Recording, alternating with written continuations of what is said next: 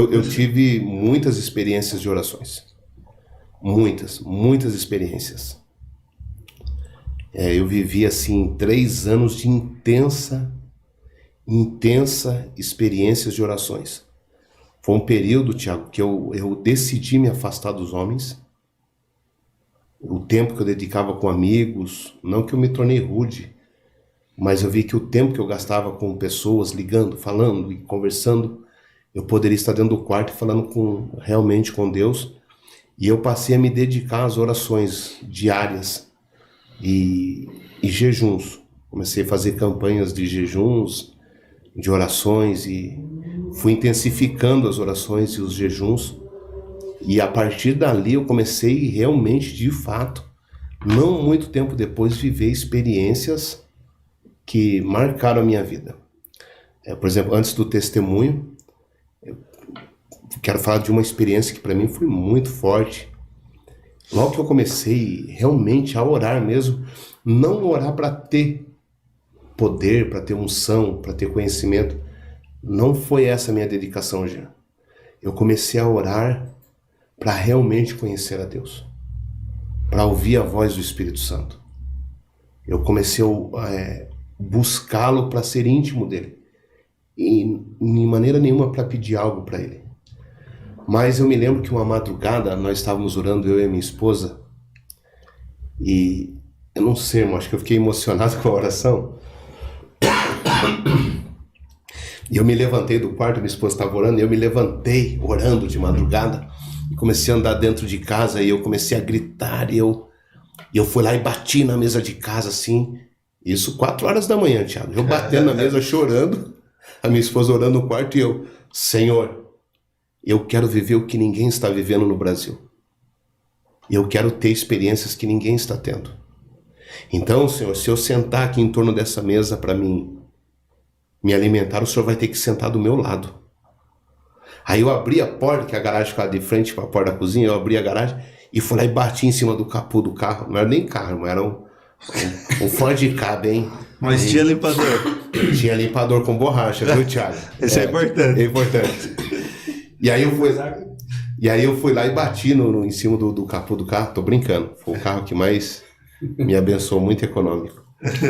E eu bati em cima do capô do carro e disse, Senhor, olha, chorando, 4 horas da manhã, um frio, irmão. E eu lá fora, de pijama, batendo em cima do carro, dizendo, Senhor, se eu entrar nesse carro para viajar, o Senhor vai ter que sentar aqui do meu lado, vai viajar comigo. E parece loucura, né? Mas há momentos que o seu espírito fala. E voltei, continuei orando com a minha esposa e aquela semana eu esqueci. E eu fui ministrar na divisa do Uruguai, num congresso. Eu ministrei quinta e sexta-feira. E no sábado e domingo eu tinha que ministrar em Ponta Grossa, num congresso de setor, círculo de oração. E para isso, Tiago, nós tivemos que viajar a noite toda. Acabou o congresso, igual vou fazer hoje à noite. Acabo de administrar e viajar. Tchau. E viajamos. Quando amanheceu o dia, nós cruzamos fronteira, Santa Catarina, Rio Grande do Sul, e continuamos viajando. 11 horas paramos para almoçar.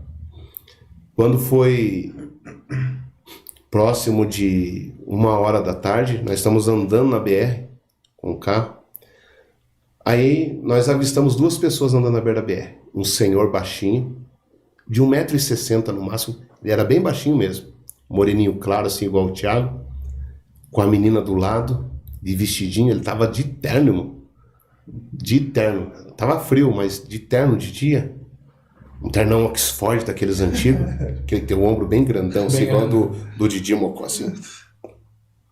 E a minha esposa falou assim, amor, o sentido de Deus é de darmos carona para eles. E eu imediatamente obedeci, né? Quem manda é a esposa. Lá também é assim. Sabedoria, né? Só muda o endereço. Sabedoria, quem manda é a esposa. Então retornamos e oferecemos carona, e eles disseram que queriam, e entraram no carro e seguimos viagem. 1h da tarde, Jean.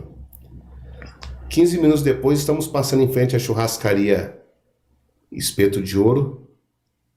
Aí eles passam olhando e minha esposa pergunta para eles: vocês já almoçaram? Não, não almoçamos.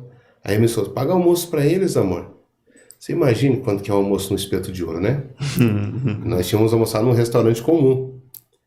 E aí, mediante a resposta da menina que estava com fome, paramos e eles almoçaram, se alimentaram bem. Tinha até aquela picanha que vem com queijo derretido, sabe? Espeto corrido. Que não que eu não como, né? E eles se alimentaram muito bem, pegaram a aguinha com gás e seguimos viagem. Estou falando de experiência de orações. Que eu passei a viver experiência de orações quando eu comecei a me aprofundar nas orações. E aí, eu estava de tênis, calça jeans, camiseta, o rádio do carro queimado. E eu perguntei para o senhor está indo aonde? Ele falou assim: o senhor pode me deixar no trevo ali. É uns 20 quilômetros para frente. Eu disse: não, senhor, o senhor está indo aonde? Aí ele me disse assim, sem saber que eu era cristão, ele me disse assim: não, eu estou indo pregar num ponto de pregação da Assembleia de Deus na fazenda. Aí, como eu estava vestido à paisana, camiseta, calça jeans, né, não estava social, eu falei para ele assim, dando uma de João sem braço.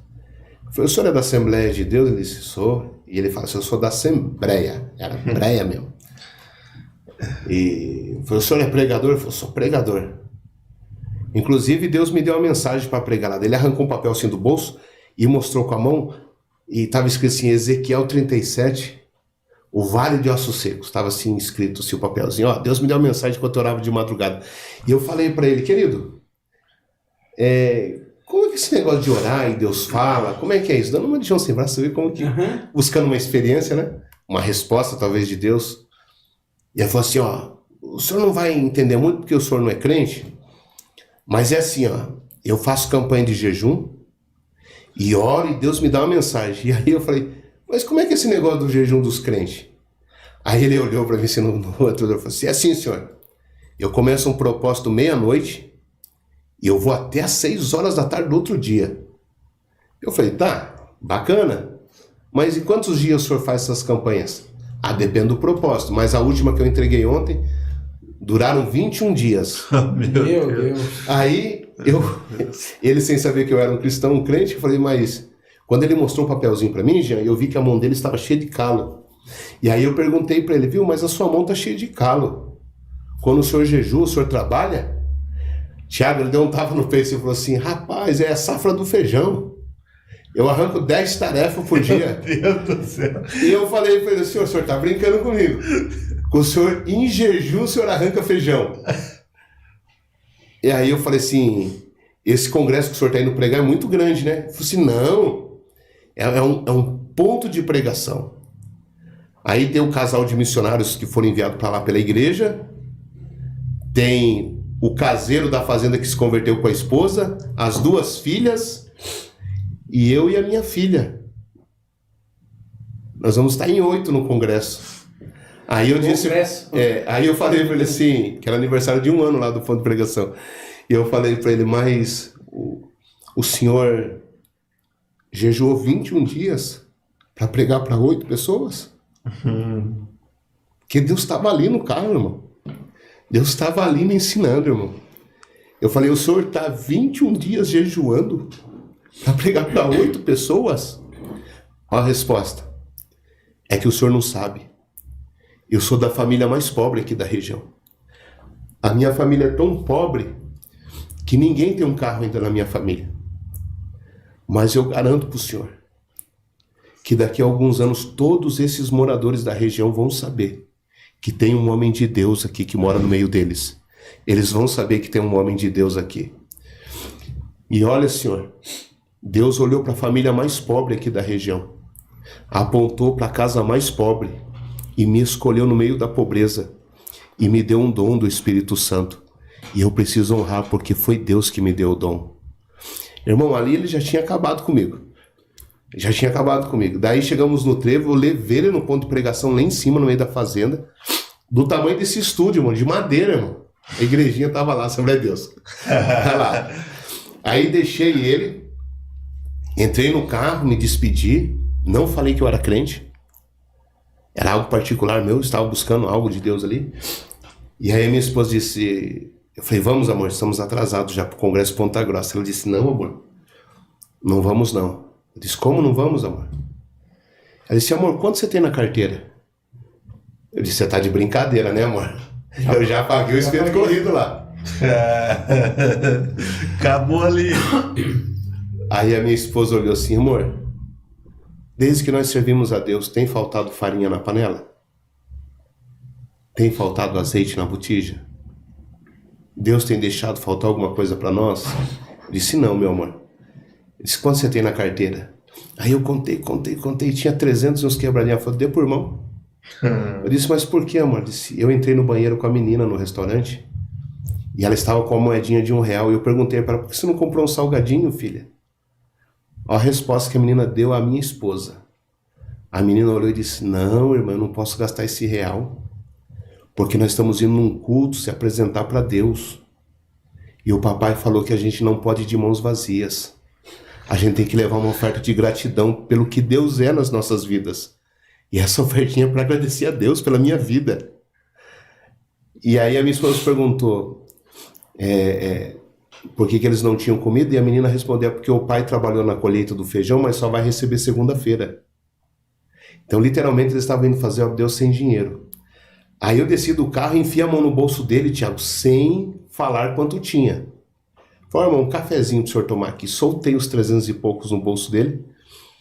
E aí ele olhou para mim e disse, eu não sei se você crê nas coisas de Deus, mas se você crê em Deus, abaixa a cabeça, eu vou orar pelo senhor. E eu abaixei a cabeça, ele orou por mim, ele era bem baixinho, e fomos embora. Chegamos em Ponta Grossa, no setor, 7h30 da noite, tomamos banho no banheiro da igreja, entramos no culto 8h10, quando eu fui ajoelhar, o pastor falou assim, não, irmão, o senhor vai orar na tua casa, irmão, agora já é 8h10, é horário do pregador pregar. Dá o microfone aqui pro pastor. Passou para mim, e eu, 8h10, cumprimentei a igreja com a paz do Senhor.